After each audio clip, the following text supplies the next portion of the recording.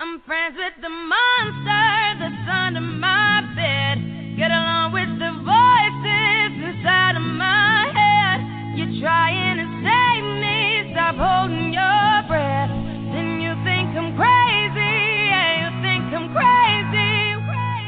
I wanted the fame, but not the cover of Newsweek. Oh well, guess beggars can't be choosy. Wanted to receive attention from my music. Wanted to be left alone in public, excuse me. But wanting my cake and eat it too. And wanting it both ways. Fame made me a balloon. Cause my ego inflated when I blew deep. It was confusing. Cause all I wanted to do was be the Bruce Lee of loosely abused ink.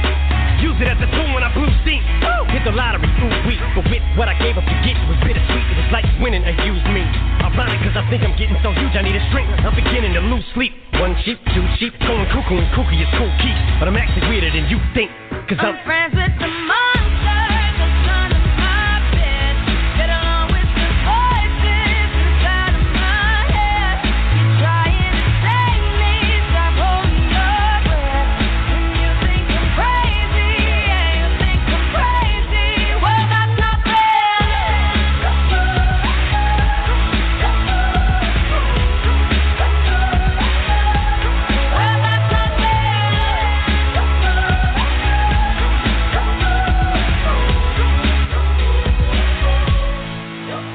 Much of a poet, but I know somebody wants. Alrighty, folks. I played that song for a reason, and I'll explain that in just a few minutes. But first and foremost, thank you for joining me tonight. This is the 12 for 12 show. Welcome, all the 12s, the 12th men, the 12th lady alike, to the show that is for you. 12 topics for the 12th man, 12th lady, and we will break it all down tonight. This is your host, Paul Beyer. Got a wonderful guest later on. He'll be joining us a little after the bottom of the hour in Scott Soden, Hotshot Scott, to many here in the Seattle area will probably know him from his very fruitful background in doing radio in this area. He's been doing it for a very long time. So look forward to talking to Scott. We have a long history as well, going back to playing youth football together, which he joined me previously for the Super Bowl preview show just for a few minutes, but he's a well-known commodity in the area, and I'm looking forward to talking to him about some a little bit more in depth about the Seahawks and get his opinion on a few things. So, all righty. We are now just past the half hour. I'm waiting now because I was going to take a quick break, and I will take a break. I'm looking for Scott to come on. Haven't seen him come on yet on the dialer, but when I do, obviously I will be switching over to a break. But you know, I'd love to. I wanted to say this. First of all, I want to hear from you guys. Okay, I want to hear. I've been asking questions on Twitter. Sometimes I get responses, but I want to hear from y'all about some of these things that I talk about on the show. I appreciate everybody, and there's a lot of people. More and more people are listening to this, and I appreciate it. But I want to hear more about what you want to hear. If you're not hearing some of the topics, some of the things, please let me know. Any way possible, I want to try to get that information out to you. You know, when you're living, breathing, doing this stuff, it seems like all day long, sometimes you do miss some things. So, again, forgive me, but I would love to hear more from y'all, and so I will wait to hear. Okay. A couple of other things I'd love to mention again is follow me on Twitter at pbizzle, PBIZZEL, and then obviously the YouTube page I mentioned before, 12 for 12's page. You can find that very easily, and then the website 12for12s.com. So please continue to do that and follow, and I look forward to having Scott come on here, and I think he actually is on. So I'm going to go ahead and take a quick break, folks. We'll be right back. Hopefully Scott Soden's with us, and we'll get talking about Scott and what he's up to now, and then get into some big hawk talk about the different topics and issues that we're facing, especially going into the end of this free agency period, and to who do we think is going to be on this team going forward. So we will be right back.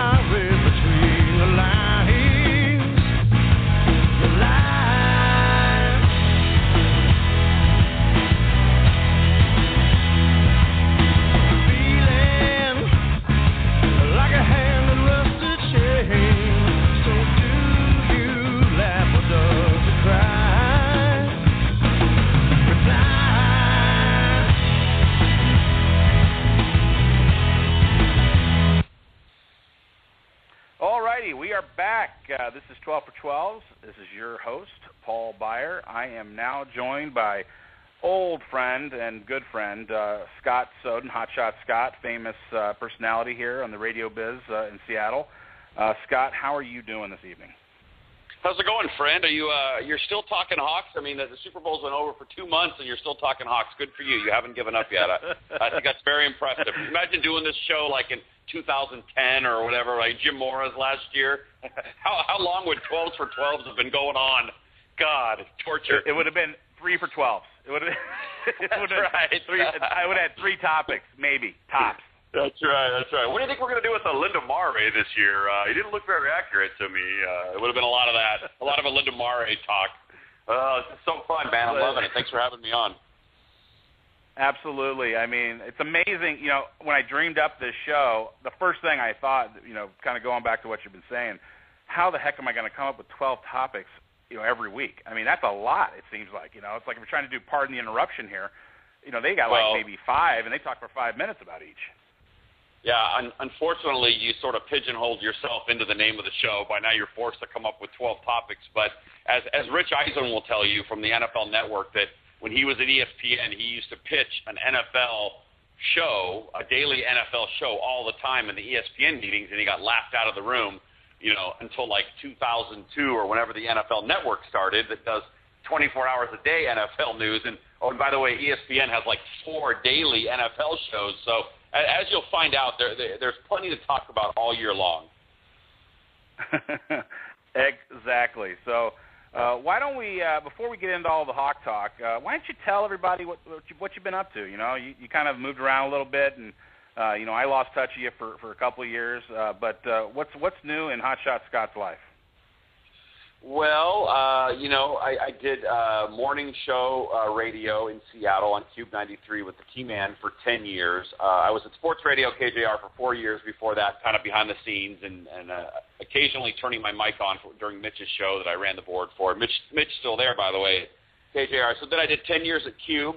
That wasn't sports talk, although we talked a lot of sports. We would just call that the dumbing of America, you know, but it got good ratings and it paid well, so I'm not complaining. So I basically made a fart noise for 10 years, and then after that show ended in 2009, I co-hosted Afternoon Drive 3 to 7 with a guy named Mike Gastineau, the Gas Man. He and I did 3 to 7 every day for a couple of years until I was shown the door at Clear Channel. And then now I'm at Cairo Radio 97.3 FM, Seattle's News, Seattle's Talk.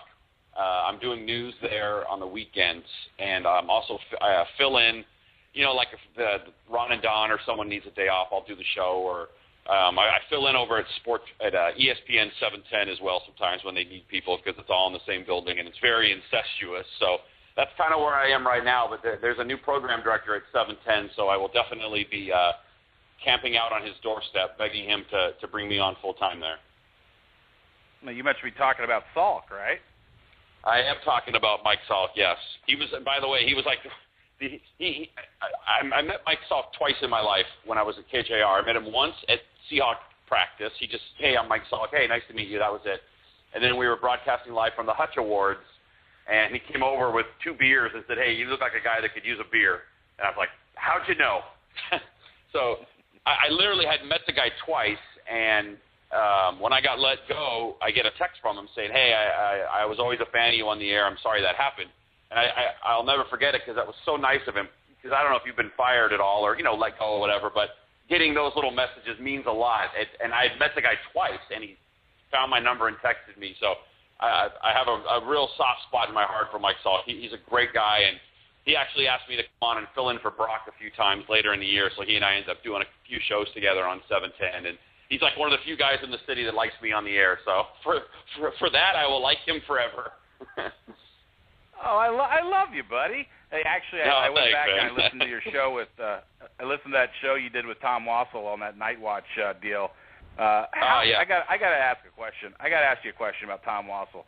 Is he as I don't want to say opinionated, but maybe he is. Whatever you're going to ask, he is that guy. Yes. Well, you know, it's weird because for whatever reason, there's a lot of guys from the East Coast that love radio. I don't know what it is, but everybody I've ever worked with is from the East Coast. You know, the T-Man, Mitch Levy, Mike Salk, pretty much everyone, the Graws, they're all from the East Coast, and East Coast people just have a different attitude. I don't know if you have family there or not, but they are just different. And if you just got to kind of know where they're coming from, and then none of that bugs you anymore. You know what I mean? It's like yes, Tom Wassel is the same on and off the air. Just a guy that loves sports, and he has that, that kind of East Coast argumentative, kind of attitude. But it doesn't bug me because I know where he's coming from. So yes, he is the same on and off the air. I love it.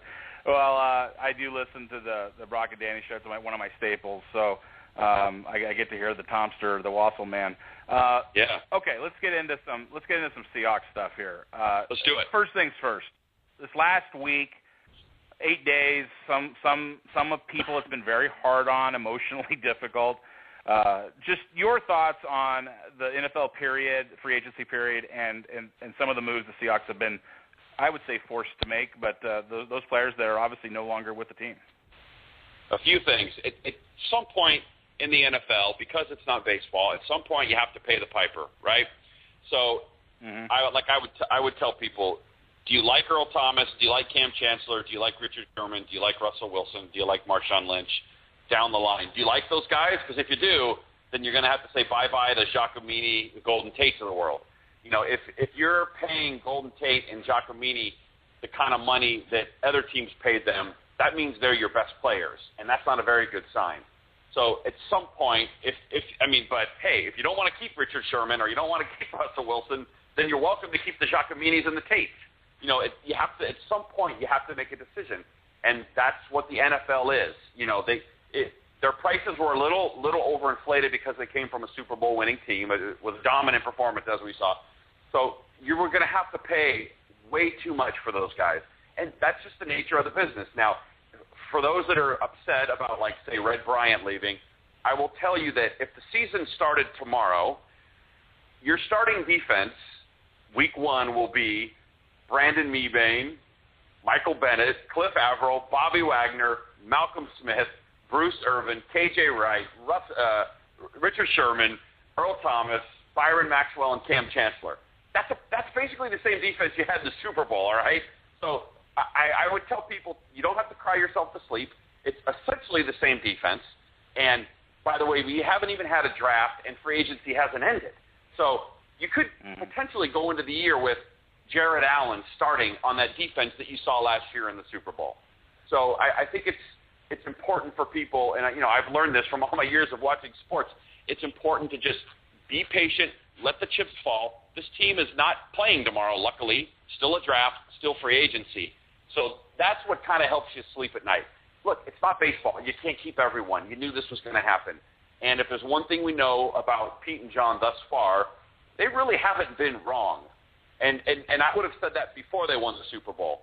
Golden Tate might go on to, he's young enough. He might have a nice little career, but not for the kind of money that Detroit paid him. But they really haven't been wrong in making these decisions. When guys leave, you don't sit around watching SportsCenter going, oh my God, how did we let him leave? Look what he's doing for another team. So I would say trust these guys, and let's not panic until let's not panic till like maybe the third preseason game when you're like, oh, God. But it's the same guys. It's the same guys of last year. And, by the way, they're pretty good. So I think we're going to be just fine. It's the nature of football. I'm not worried about it. Heck, what's our preseason record over the last, 3 years? I think it's I want to say 11-1. I guess it tells of things to come. You mentioned Jared Allen. Let's go back to that for a second. I have this kind of in my back of my head fandom problem where when I heard his name pop up, I got real excited, and I'm like, wait, just settle down. We don't know what the money, how it's going to fit into the overall business model here with the team. I still think, though, he might be, again, kind of that missing piece with all the different changes. As you said, though, some of them more in the depth area. But if you add a Jared Allen to this defense, my God, is this a better defense, or is it going to be better off or worse off, you think? Well, that's kind of what I was trying to say to, as if I'm talking to the people that are complaining right now. But, yeah, this defense might be better I don't know. People can judge for themselves. If you take away Red Bryant and add Jared Allen, a guy that had 22 sacks a couple years ago, is that better or worse? That sounds pretty good to me. And I'm kind of with you on the fan part. It's a little more fun to think of having the wild and crazy Jared Allen on your team, although he's going to be 32. It's not the same guy from 2010 that was first-team All-Pro. But, yeah, they're going to go out, and if they add – and, by the way, I think it's pretty likely only because of what happened with Melton today. I don't think Dallas is going to get Melton and Jared Allen. And the last thing I saw was the Seahawks are going to offer him a 1-year, $4 million deal. If you want it, we'd love to have you. So, yes, this defense could potentially be better. And, what if they get a guy in the draft that pops? I mean, it's so early to worry about this stuff. And over on offense, I forgot to bring this up. A guy that I saw, whose name I saw today, and this kind of reminds me of the Percy thing last year. They're going to have to trade for him, but, Deshaun Jackson looks like he's being shopped around. And last year they made the splash with Percy Harvin. So what if you go into this season and I say to you, all right, well, you have to get rid of Red Bryant and Golden Tate, but in return I'll give you Deshaun Jackson and Jared Allen. What would you say? You'd be like, that sounds good to me. So, you never know what could happen. Deshaun Jackson, I really think that's a guy the Hawks might make a play for. I could see that happening. So it's so early in March to get all upset and all worried. This reminds me of kind of the 95 Mariners. Were you around for that? Oh, yeah. Yeah, people, Amazing. Joey Cora crying in the dugout and all that, and people get so attached to these guys. But, the one thing we know about this team, and you can just put it in the back of your memory from here on out, and it'll save you a lot of tears, is this team they don't get caught up in the sentimental value of players. If they did, Matt Hasselbeck may still be on this team. Marcus Trufant, the Tutupu, those guys might still be here. One thing we know about this team is they're going to get the best player for the best value, and you're going to lose guys next year. The flip side is they're structuring it so you can keep your studs. They're not going to let a Richard Sherman and a Thomas and a Wilson walk. They're just not. So that's the exciting part for me, is that I know they're not going to keep a guy just because the fans kind of like him. They're not going to overpay. They're going to get the best value they can. So to answer your question, yes, this defense could potentially be better than next year, which should scare the hell out of everybody. I know I didn't bring this up, but it gets me thinking, flipping it over to the offensive side of the ball, and, you kind of give us that thought process of what if we added just, dreaming here, a guy like Deshaun Jackson. But let's talk about our running back situation. Let's think a couple of years down the road. We know that Marshawn Lynch is probably a year or two left in the tank. Not that he will say that, but running backs just have a lifespan. And we got excited about Christine Michael last year, especially in the preseason, just seeing some of those bursts. I mean, we got to see a couple of it at times this year during the games of the regular season. The issue I think we all felt, and it was kind of being explained, was that he was not a very good pass blocker. We know with our scenario, you got to be able to pass block to protect Russell. What do you see happening with our backfield, the Turbin, the Michael, and do you think that Christine Michael maybe could have the potential to be more of a player this year as opposed to last? Well, it would be nice if we could actually have the first player that we select in the draft, be productive for your team and contribute something. I mean, honestly, it would be nice to have that guy out there, because I guarantee you the first player picked for every other team, right? Every other team. Well, Carpenter started a few. He's at least started some games. He's not inactive for every game, but yeah, it would be nice to draft a guy that actually can contribute. But it's, you're asking if I think Christine Michael can be a guy that's productive at some point, potentially be the starter. It's, he couldn't beat out Robert Turbin. So right now it doesn't look like it, but it's with this team, guys like Malcolm Smith kind of come out of nowhere. So I don't know if I can answer that with any sort of accuracy. I don't know if anybody can. And even the coaches haven't seen him do it with the first team against starters in this league. Yeah, he did look in the preseason. I was loving what I was seeing. But if pass blocking is something that he's lacking, well, here's the good news. You can coach that. So they can coach him up on that. He's not a little guy. He's not going to get bowled over. So if they can coach him up and keep him, here's an example of a guy that I was ready to give up on, and this is why I'm glad I'm not the coach of the GM, Walter Thurman. I mean, I was so tired of that guy's injuries. Like, all right, I guess he was good at Oregon. He clearly can't stay healthy. Can't we just cut our losses and move on? But he got in the system. He stayed at the practice squad. They kept working with him. He got healthier and healthier. and then he signs a big deal in the offseason to go play and go start for someone. So maybe Christine Michael can be that guy. By the way, is it Michael Christine or Christine Michael? I still get it confused. I think his name's Christine, right? I guess. I don't know. Maybe he can be that guy. You got to worry about guys that have two first names. So I mean, that's rule one in the book of men. So hopefully he can be that guy. I'm hoping he can, but who knows? I mean, this team they've proven that they're not afraid to pull the trigger on a guy like Marshawn Lynch, who was in his third year. Just go make a deal. So I'm not too worried about that position right now. Especially with this team and the way they've done it. But yes, I would like to get something out of our first player picked. Eventually. Well, I think going in this year's draft, I think we got some big holes to fill, and I say big holes. I think depth holes, and potentially some starters, especially at right tackle with Giacomini moving on. I know it's one of the topics we're going to discuss later, but do you feel comfortable with Alvin Bailey being your new right tackle, or do you think we do need to get that new starter in the draft this year? Well, is Bailey – I kind of thought Michael Bowie would be the guy to step in there because I think Bailey backs up Okung.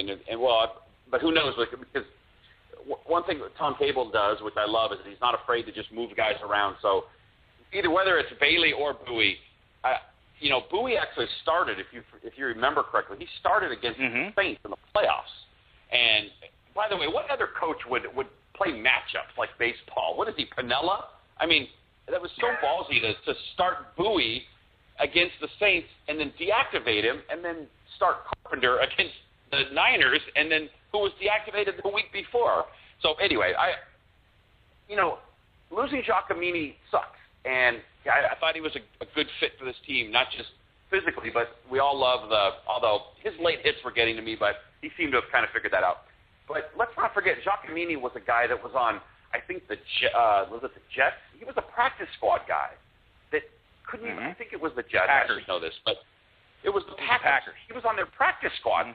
I mean, he couldn't even make the roster.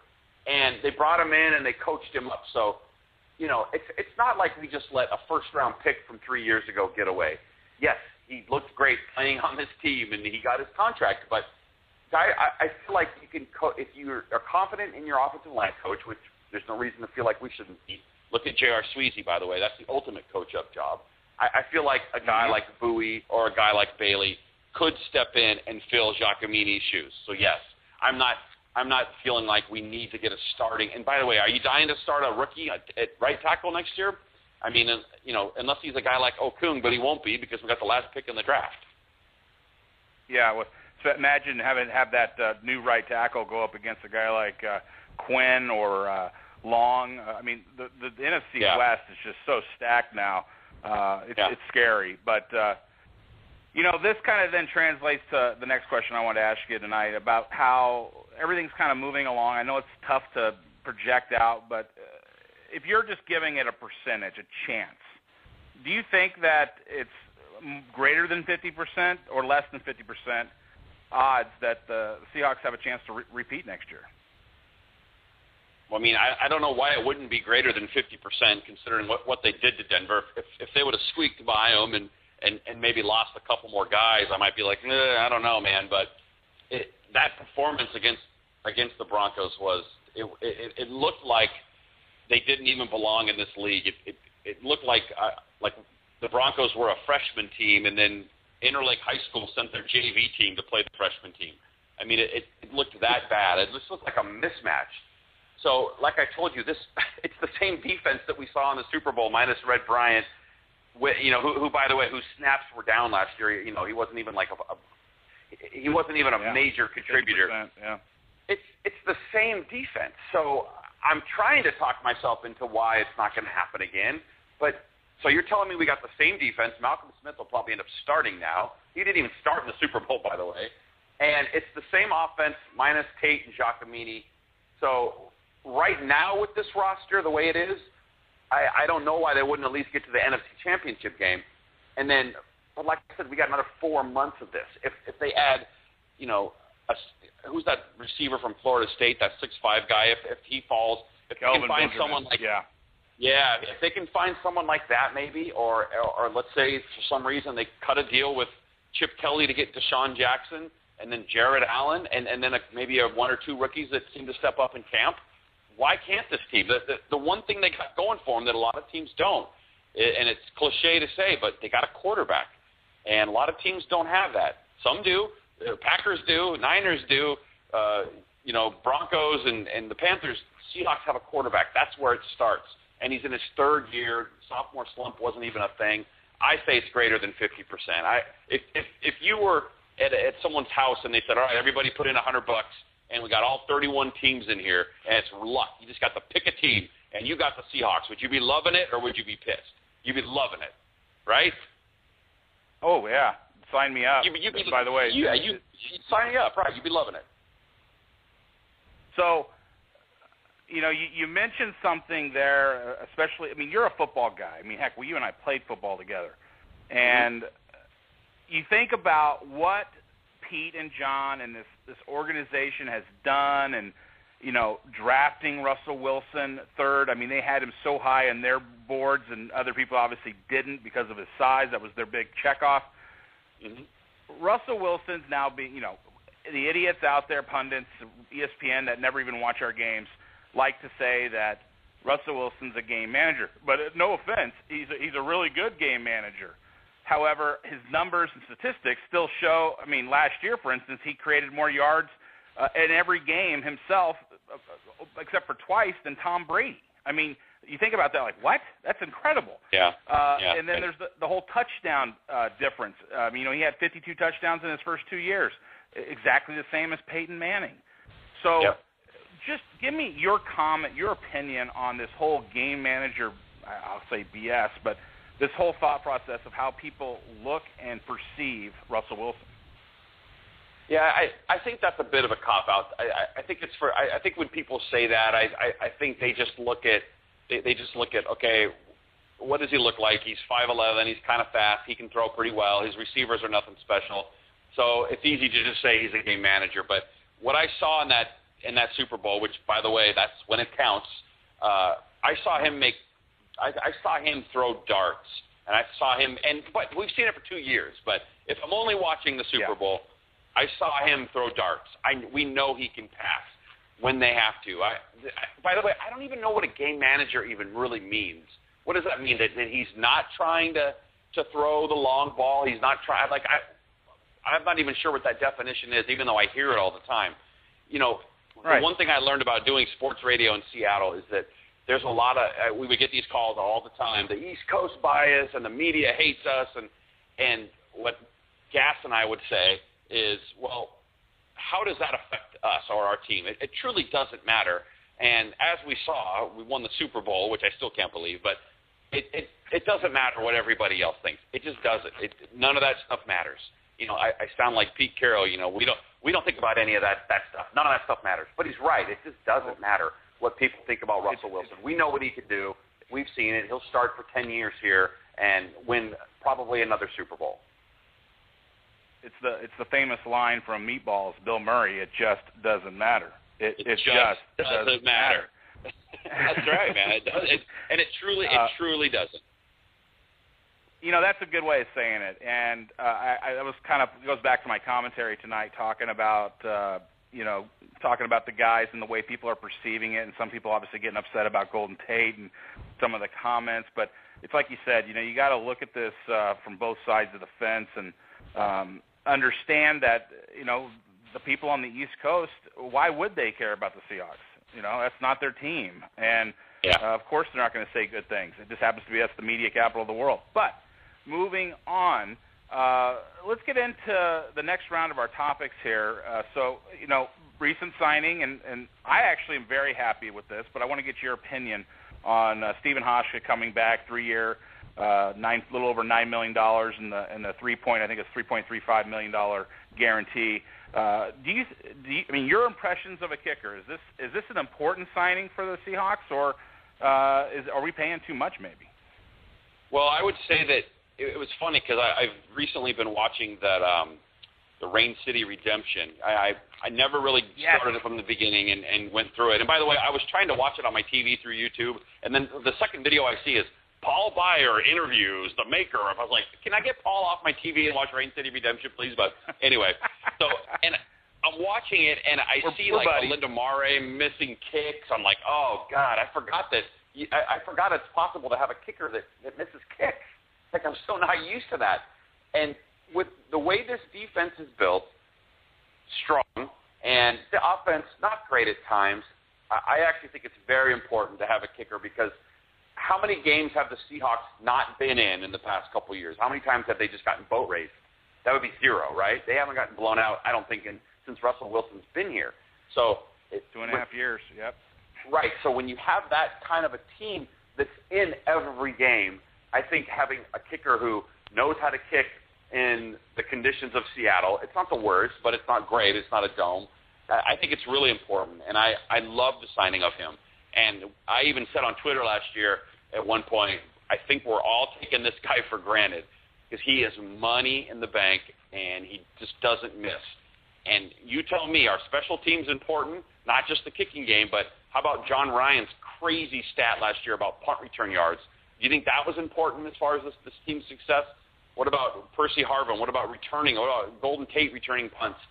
Special teams are important. You can't just come out there with a great D, pretty good O, and crappy special teams. You can't. So I don't hate the signing. I think it's great. I don't want to worry about a kicker, and I'm glad we got a good one. So I'm happy with the signing.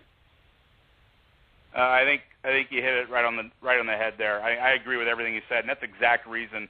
The fact that our defense plays so tough, that you have a kicker that you can rely on in these conditions to be consistent and make his field goals, because you need to put those points up. Those points were the difference in the Niners game in the NFC Championship. So I am ecstatic with the signing. I thought we might get him for a little less, but obviously the Schneid, and just so you know, I don't call John Schneider anything else but the Schneid now because of the wrestling picture with the belt, you know. I mean, heck, the guy is a hero. The Schneid, that's great. Who he is now. He's a hero, and I hate him with a passion because he's my age and he's running the Seahawks. And that just absolutely tortures me out of my mind that he plays fantasy football with Paul Allen's money. I don't know how he got to where he is, but God, what a great job. And I'm trying to get the name Schnerl to catch on, Schnarroll, Schnerl. That just encompasses Pete and John, but it hasn't caught on yet. So if you can help me with that, I'd appreciate it. We might need to get a Schnerl. shirt. It's perfect. William Cornell, the guy that does the Rain City Redemption, by the way. He's a friend of mine now. It turns out, I thought William was like some, big executive in the industry, making these videos, because the production value is so amazing, and you just see all the different tapes and stuff. You're like, this guy's got to be some genius sitting in his basement, a theater making something like this. Turns out he's like a 23-year-old kid, and he's an absolute genius. I think guy is just so far ahead of the curve. And the rest of those videos, by the way, are on Vimeo. If you haven't had a chance to look at, there's 4 of them. YouTube took some of them down. Those damn YouTube people. But anyway, the Super Bowl one's not on there right yet. No, that's coming out this summer. But can't wait. Did you see the last one he did, the part 4? Yeah, I'm halfway into it right now. Okay. Obviously, you got kids running around. You don't have 45 minutes to tie your shoelaces. So that's right. I have to pick and choose my my video watching. Yeah, no, those videos, and I honestly, and I'm not just saying this, I don't know the guy, but I would rather watch those the way he did it than honestly watch the DVD, because I bought the Super Bowl DVD, and I would rather watch what he does, because I feel like he tells the better story. I was watching the Super Bowl DVD, and I was like, what happened to that? Wasn't there a big hit in that game? Like, it's just guys in New York looking at the box score, finding the touchdowns, and writing some cheesy copy. It's good enough, but what he does and getting the post-game locker room stuff and having Seahawks.com, Tony Ventrela's take, and my 2 favorite parts of this, and I feel like I'm doing an ad for him, but I'm truly not. He's not paying me, I promise. But the things I love... It's on my website, don't worry. Okay, he takes the videos that were shot in the stadium by fans. I think that's a nice touch. He shows fan reaction videos. I think that's amazing. And there was one other thing that he did, I can't remember, that I love, but I would much rather watch those than any. Oh, I love when he goes and finds people on the networks giving their opinions and being totally wrong. I don't know why I love that. Yeah. And, it's not really fair because I'm one of them. I spout off plenty of stuff, and I'm wrong all the time. That's the nature of sports radio. But it's just so fun to watch these guys who are so adamant about Russell Wilson's not going to be good, the Seahawks have no chance against the Saints, all that stuff. I think it's great. So hats off to him. The fact that he's doing it for free and everyone gets to enjoy it, I think it's going to pay dividends for him at some point. He should send those to NFL Network. Well, actually, maybe he'd get sued, but he should at least apply to NFL Network because he's doing a great job, man. Those are awesome. I know a guy over at ESPN in Bristol, and I sent him those links. I said, you got to get this guy a job editing. I mean, it's a genius. And you said it best. I mean, there's something special. He just has a vision of how to put it all together. And could you imagine? I mean, you're in this business. How much time that took?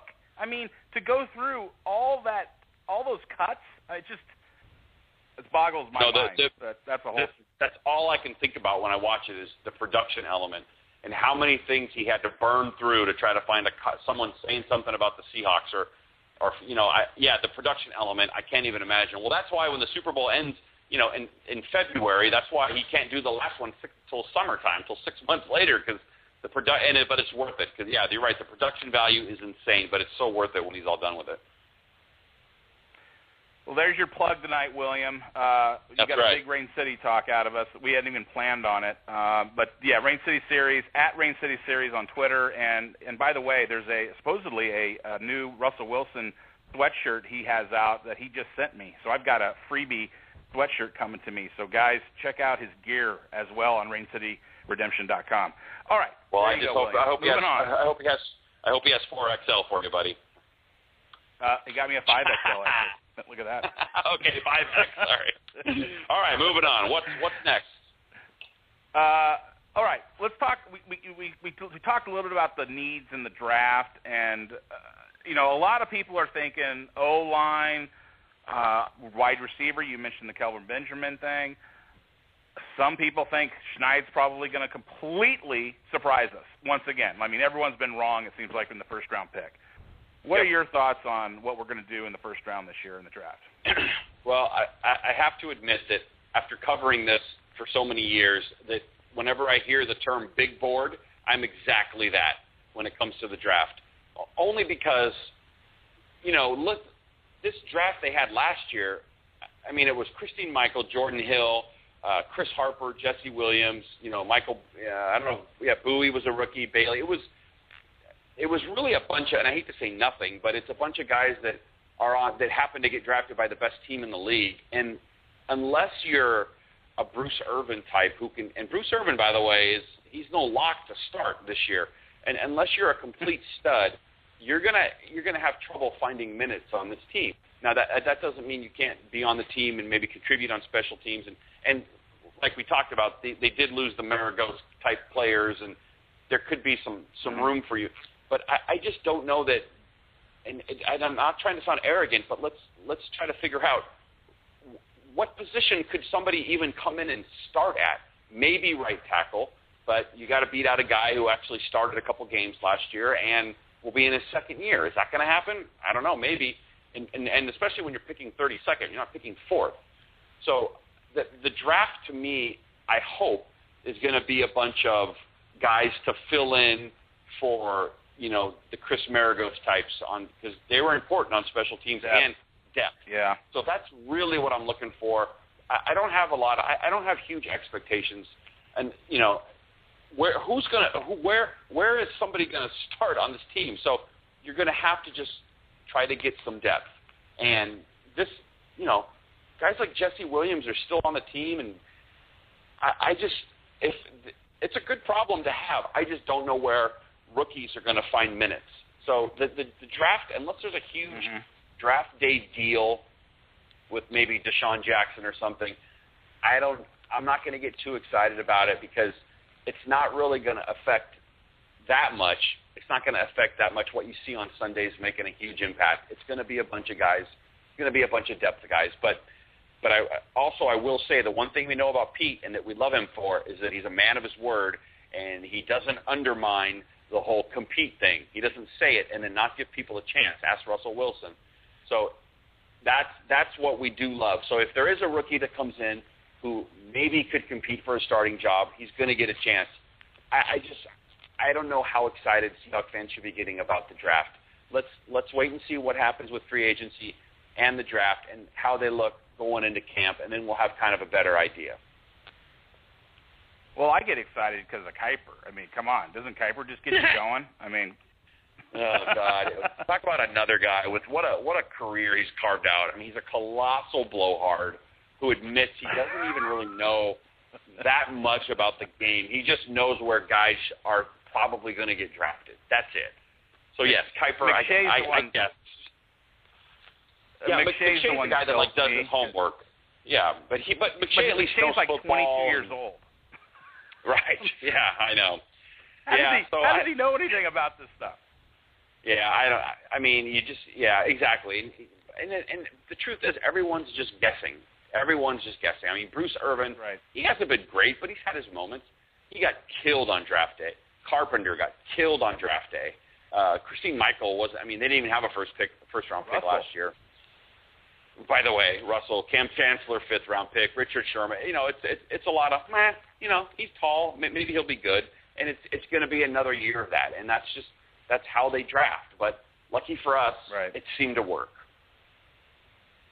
All right, so let's move on here because now we're kind of moving up. We do like to talk, you and I. We don't get to talk very often, so let's move this thing along, and let's get into the Richard Sherman Twitter war with D'Angelo Hall. And after reading through all the tweets and so forth and communications back and forth, I actually thought it wasn't as antagonistic that I think a lot of people took it. I don't know if you had a chance to go through all of it, but a lot are you kidding me? I can't resist. I'm just like everybody else. I can't resist. So yeah, go ahead. No, so I'd like to get your opinion on, how these pros kind of have these slap fights between each other openly in front of the world on Twitter. I think it's very interesting, and it'll lead us into our next topic, a little bit about the media. But I'd like to hear your opinion on, is this just a waste of time? Why do these guys do it? Is it fun? Do they just do it for the attention? I don't know. Yeah, if anybody else was engaging in this kind of stuff, it would kind of bother me. But if it's Richard Sherman, he's just a guy that I feel like can handle himself in that situation, except for the whole I honestly cringed when I saw the Skip Bayless one last year. That one really made me cringe. He actually looked 22 or 23. I didn't like that at all, but I feel like he's grown a lot since then. And I feel like Richard Sherman's the only guy on the team that I feel can really engage and handle himself and not let it get to him. But, if you're going to go on national TV and say you're the best player at your position, I don't know what he expects is going to happen. And he probably expects this, thus that's why he can handle it, because he knows it's coming. You can't go on and announce to everybody you're the best in the league or the best in the world at your position and then not expect people to come at you once in a while. It's going to happen. So it doesn't bug me when he engages, because I can tell he's grown up a lot. If that was Richard Sherman last season, it would have gotten ugly, because it got ugly with Darrelle Revis. It got ugly with Skip Bayless. It didn't really get ugly with D'Angelo Hall. So, no, it doesn't bug me. I just don't want the whole team engaging in that stuff. Richard Sherman wants to do it. I have no problem with it. He's a guy that talks on and off the field, but the good news for us is he backs it all up. Exactly. He got thrown to the least of any NFL player. He leads the team, and not just the team, but he leads the league in interceptions. That's the two stats that, to me, explain his greatness, that he can still put up those types of numbers where it's tough to put up numbers. It's tough to get an interception in the NFL without being targeted the most of anyone else. And so it's just, again, you're right, he backs it all up. And I'm all for it. I love it. It's entertaining. I could care less like I said, I didn't read into it as negative, I think, as a lot of people did. I thought D'Angelo Hall had a lot more respect for him and how they went back and forth than it kind of sounded. All right, let's get into maybe one of the fun topics tonight, a little bit outside of the Seahawk plethora. I wanted to get your opinion as someone in the business of who you think and who do you respect from not just the football announcers, the color, the commentators, the play-by-play, but the pundits. Who do you think are the best in the business? And let's just start with the color and play-by-play guys. Who do you think are the best in the business when it comes to calling football games in the pros? All right. Well, I'm really not trying to crap all over your point here, but honestly, I've found that when football games are on, I have the sound on, but I am so up in my own head thinking about stuff, and I'm on Twitter trying to get my thoughts out, that people will say, oh, did you hear what he said about so-and-so? And I'll have to go back and listen because it's hard for me to listen to them and watch the game at the same time. I don't know why. I'm like one of the only guys in the media who isn't super critical of everybody else in the media, just because I don't really hear it. I don't really listen. It's just noise to me. So I'm definitely not as nitpicky as everyone else about people. But I do like to hear John Gruden. I think that guy knows what he's talking about, and I think he's fair.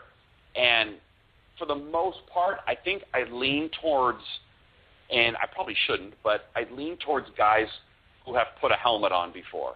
And I'm not necessarily talking about, guys that have been out of the league 2 years, but, Mike, or maybe coached in the league, have been around the players who kind of know what they're talking about. It's kind of hard for me sometimes, and I'm not picking on this guy because he's very successful, but, a guy like Tony Kornheiser, just a guy, and hasn't coached, hasn't played, definitely didn't play in the NFL. It's kind of hard sometimes for me to listen to those guys because I hear things and I'm like, yeah, that sounds like it's coming from a guy that never put a helmet on. So I guess to answer your question, I lean more towards the guys that coached and that played, but I probably shouldn't because a guy like Tirico probably knows as much about football as anyone. But I like and by the way, maybe you can answer this for me. What's this hatred with Chris Myers? I think Chris Myers is pretty damn good on the air. Maybe it's just because I loved him on SportsCenter when I was in high school, but I actually like Chris Myers, and Tim Ryan doesn't even really bug me that bad. Do you find people are really hard on Chris Myers for some reason, and are you one of them? Yes. Yeah, I actually don't have a problem with Chris Myers. I have a problem with Tim Ryan. I think he's a moron.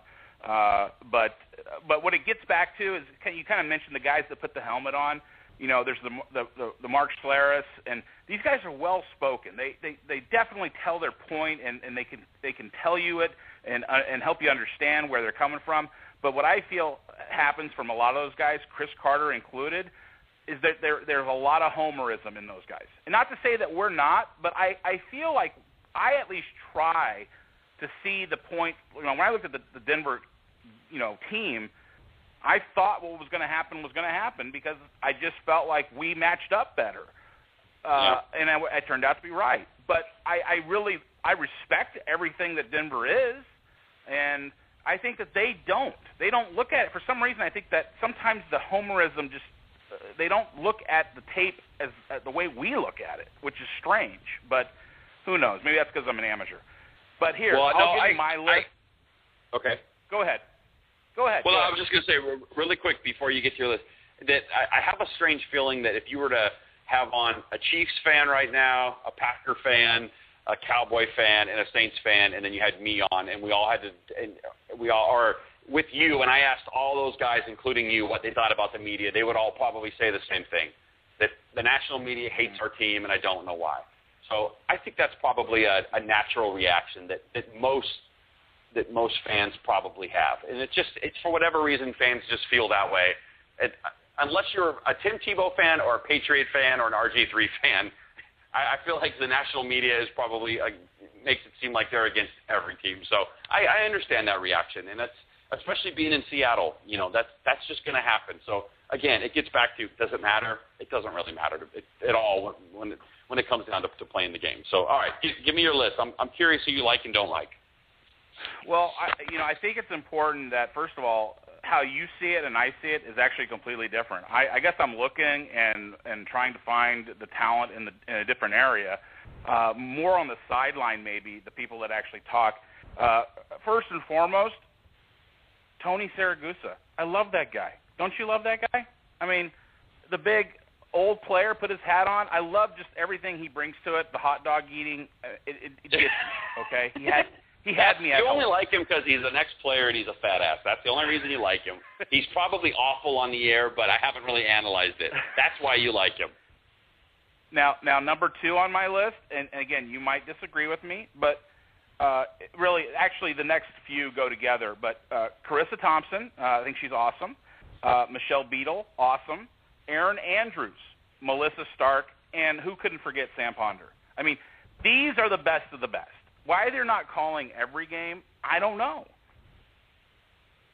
I mean, you know, and it's I'm going to come across as super chauvinist, but I put Aaron Andrews with Tony Kornheiser. I mean, don't you want somebody in the booth that played? I mean, Tirico obviously didn't play. He's 5'4", but you know, it's sort of hard to.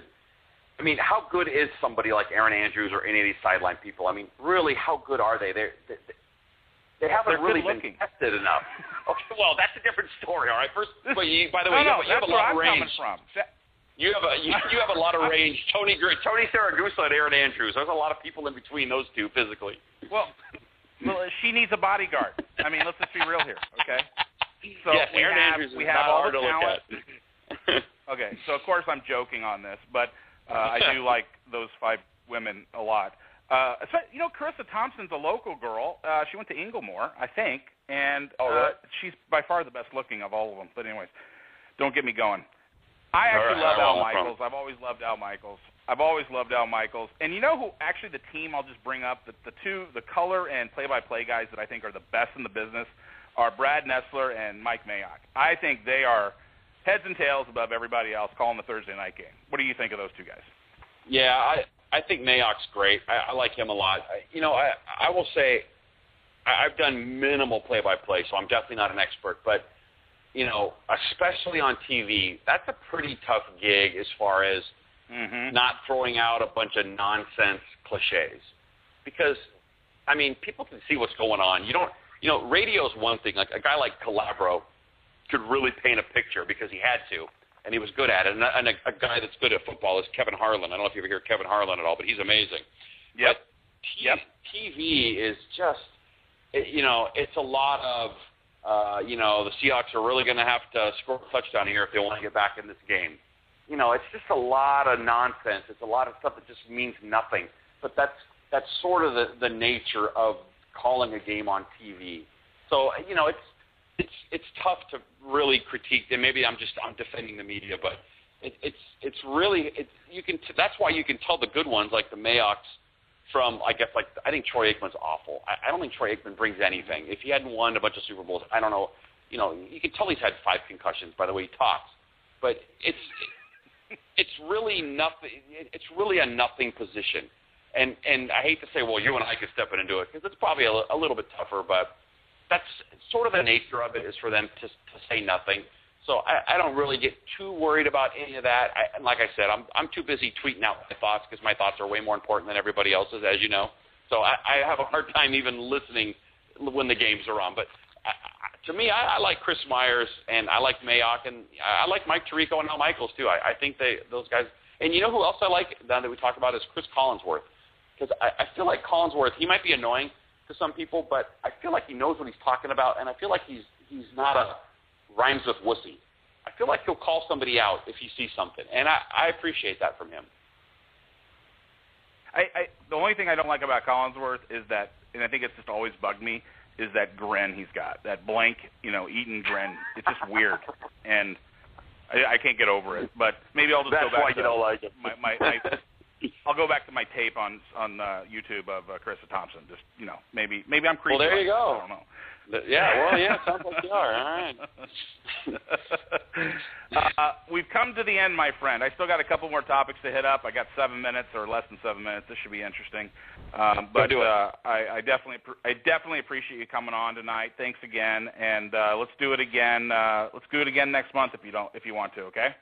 I'm happy to do it, and if anyone wants to follow me, it's at Scott Soden, Soden on Twitter, and I will, you know, I like to give my thoughts and keep people posted as to my whereabouts. And if we don't talk for a while, I'm telling people I'm loving Deshaun Jackson on the trading block. I think that's a great fit. And for those of you that are worried, no Red Bryant, no Golden Tate. How would you feel about Jared Allen, Deshaun Jackson, and basically Percy Harvin instead of Golden Tate? It'd be awesome. So hang in there. It's not as bad as it seems. This team has a great nucleus. They're going to be just fine. Thanks for having me on, Paul. Agreed. Take care, my friend.